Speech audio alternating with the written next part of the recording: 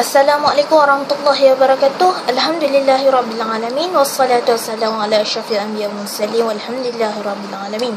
Allahumma shalli ala Muhammad wa ali Muhammad. Okey, nama saya Nurul Syahirah binti Nurul Syahirah ataupun lebih dikenali sebagai Nur Ira. Saya rasa saya famous kot lepas Ibn Azhar post satu gambar mengenai kenyataan saya, di mana kenyataannya berbunyi, selagi kita tak ada bukti sahih atas pengakuan adakah layak untuk dikata kafir. D. Jawablah pakar sekretari dari sudut sains. Tengah tunggu ni. Semua agama adalah sama dan tidak perlu nak berbalah siapa paling tinggi.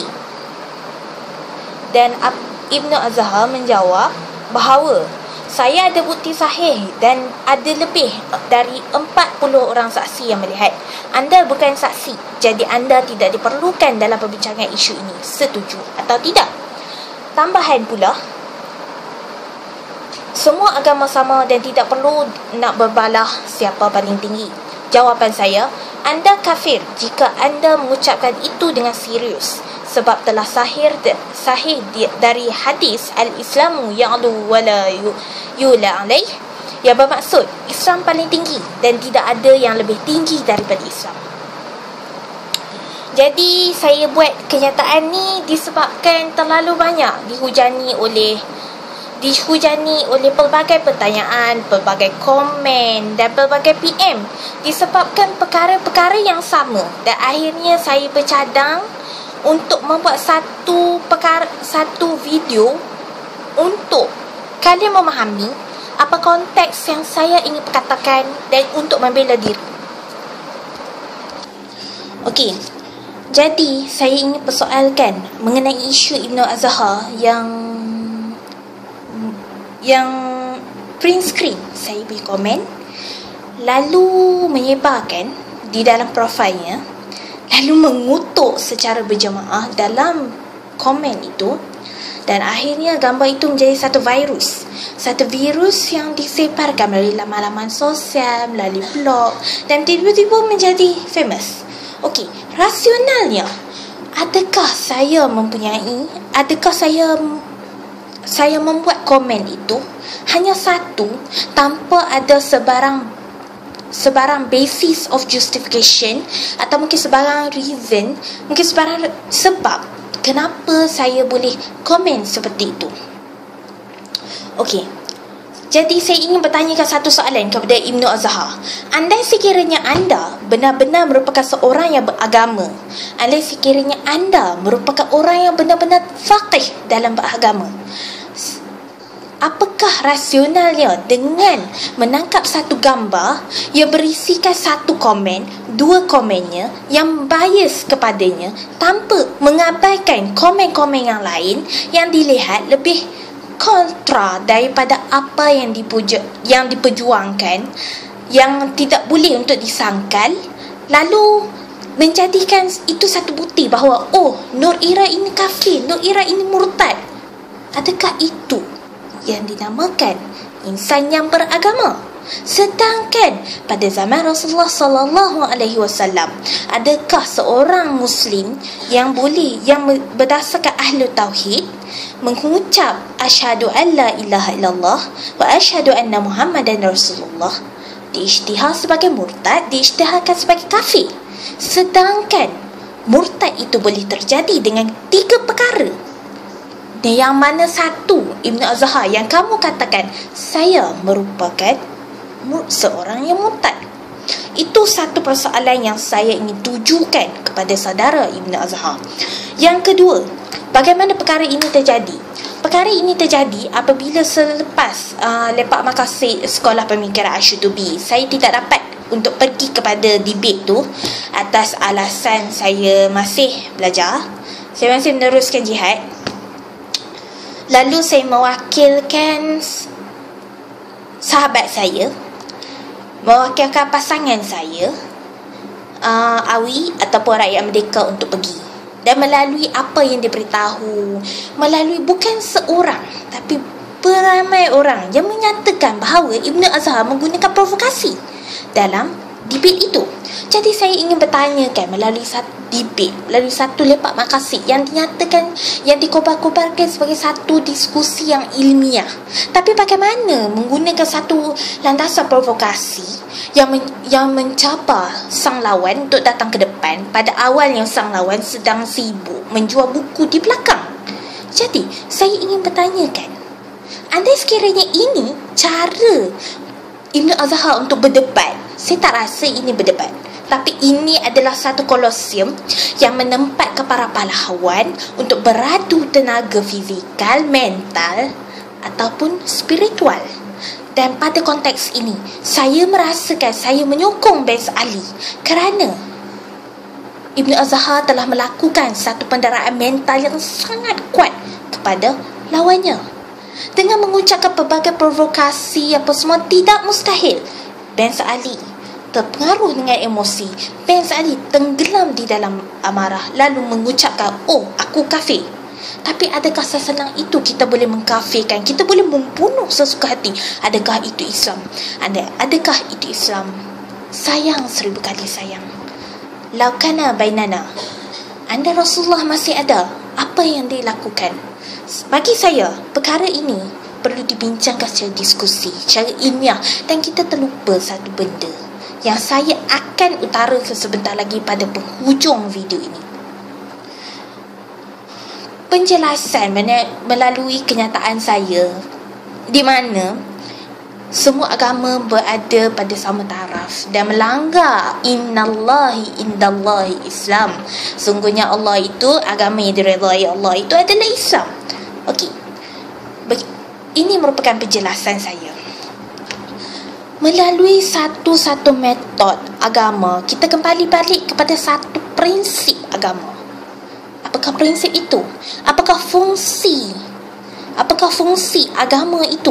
Apakah fungsinya? Fungsinya merupakan satu guidance, satu jalan untuk kita mencari Tuhan. Dan apa yang saya nyatakan di sini apabila komen itu, dan saya telah jelaskan di bawah bahawa semua agama ini mengajarkan prinsip amar ma'ruf nahi munkar, seperti mana yang dilakukan dalam surah Ali Imran. A'udzubillahi minasyaitonirrajim. Bismillahirrahmanirrahim. Kuntum khaira ummatin ukhrijat lin-nasi ta'muruna bil ma'rufi wa tanhauna 'anil munkar. Wa tanhauna 'anil munkar, amar ma'ruf nahi munkar. Dan semua agama mempercayai bahawa buat benda yang baik, jangan buat benda yang tak baik. Dan itu sahaja konsep yang saya ingin nyatakan. Andai sekiranya kita asyik berbalah, okey, engkau salah, ini salah, itu salah, di mana keamanan itu? Di mana sejahtera itu? Apa yang berlaku pada zaman sekarang yang saya dapat konklusikan, ia merupakan satu perkara yang sangat kritikal yang perlu kita fikir, sangat tragis, di mana ekstremis ini menjadikan ayat itu sebagai satu tiket untuk menjatuhkan agama lain, sedangkan Rasulullah SAW dalam setiap perang untuk menyebarkan Islam tidak pernah lagi diusir oleh rumah ibadat. Apa signifikannya? Signifikannya di sini bahawa agama itu merupakan satu agama yang universal. Kita tidak boleh nyatakan bahawa yang ni rendah, yang tu atas, yang ni. Bagi saya, pendirian saya yang telah saya nyatakan, saya berpendapat semua ini adalah satu agama yang mengajarkan prinsip-prinsip moraliti, dan sama ada benar, sama ada salah. Dan saya tidak akan bercakap di mana adakah Islam itu benar, adakah Islam itu salah, adakah Kristian itu benar, adakah Kristian itu salah. Wa ima, mana-mana pun agama, kerana saya berlepas diri kepada Tuhan Yang Esa untuk Dia menentukan yang mana benar, yang mana salah. Saya bukanlah seorang manusia yang akan mengambil satu tiket Islam sebagai satu tiket untuk menjatuhkan orang lain, untuk menjahanamkan orang lain.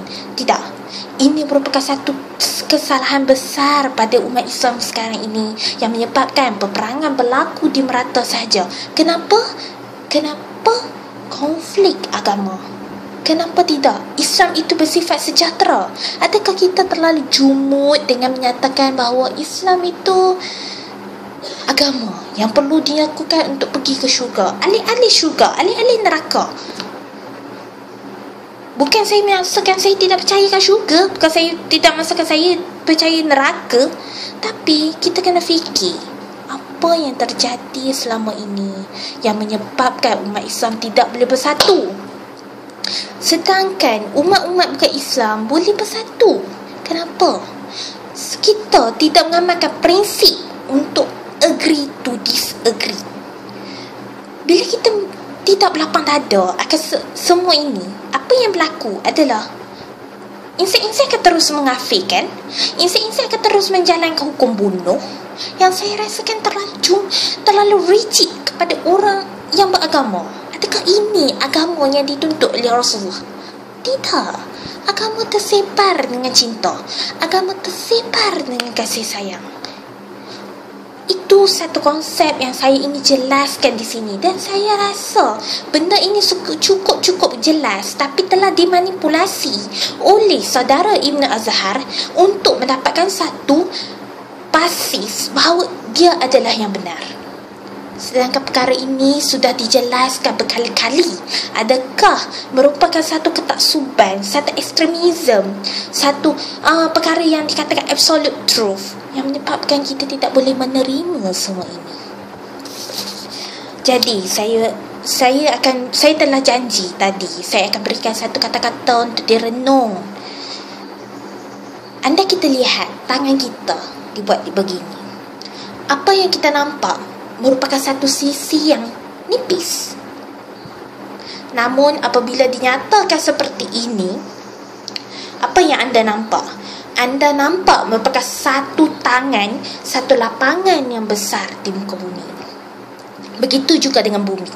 Anda kita lihat satu bumi ini merupakan dalam satu sudut, sedangkan kita mempunyai 360 darjah untuk melihat bumi. Adakah pandangan kita, cuba kita analogikan minda kita, pandangan kita,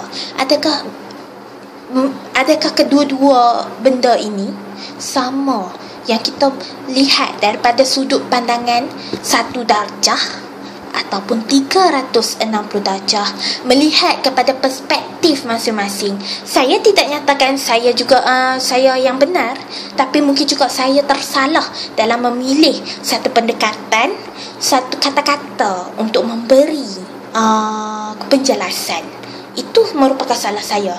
Tapi saya merasakan tidak wajar untuk melihat satu perkara melalui satu perspektif dan mengabaikan satu perspektif lain, yang merupakan satu tidak timbul soal keadilan dalam soal ini.